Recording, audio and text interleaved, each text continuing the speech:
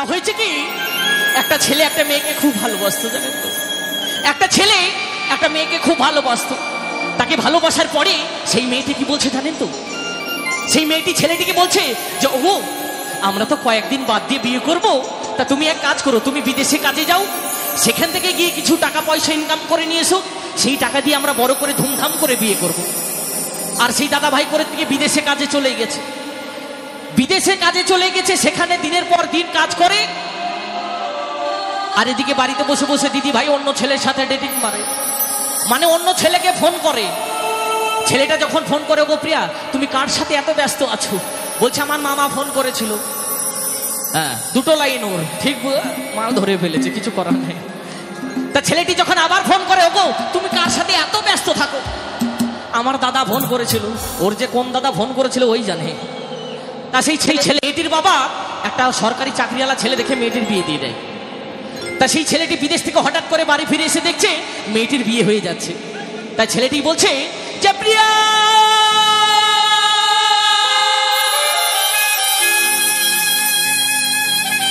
প্রিয়া আমি তোমাকে এত ভালোবাসতাম, প্রিয়া আমি তোমাকে এত ভালোবাসতাম, আর তুমি আমাকে ফাঁকি দিয়ে তুমি অন্যজনকে বিয়ে করে ফেললে প্রিয়া।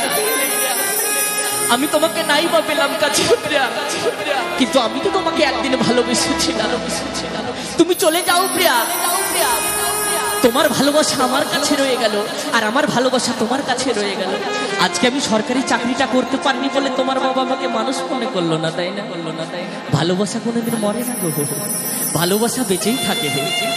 তা সেই ছেলেটি ওই যেদিন মেয়েটার বিয়ে হয়ে যাচ্ছে, সেই দিন সারাদিন ওই কলাতলায় বসে মদ খেয়েছে, সারাদিন কলাতলায় বসে মদ খাই আর প্রিয়া প্রিয়া করে কাঁদে, আর প্রিয়া অন্যজনের ঘরে যাচ্ছে সংসার বাঁধতে।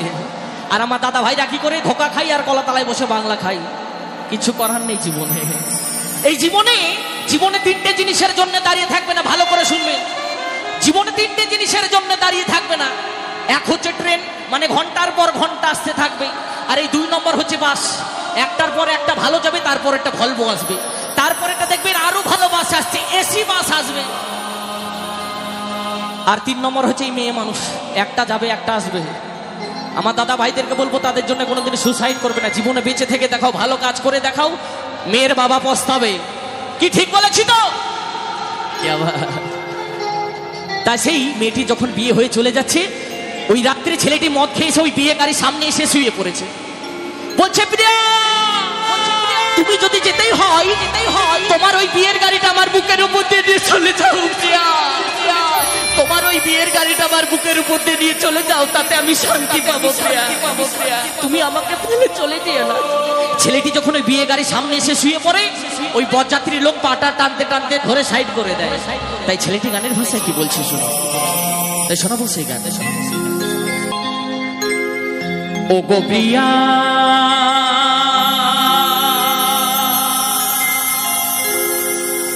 দেখো একবার আসিয়া,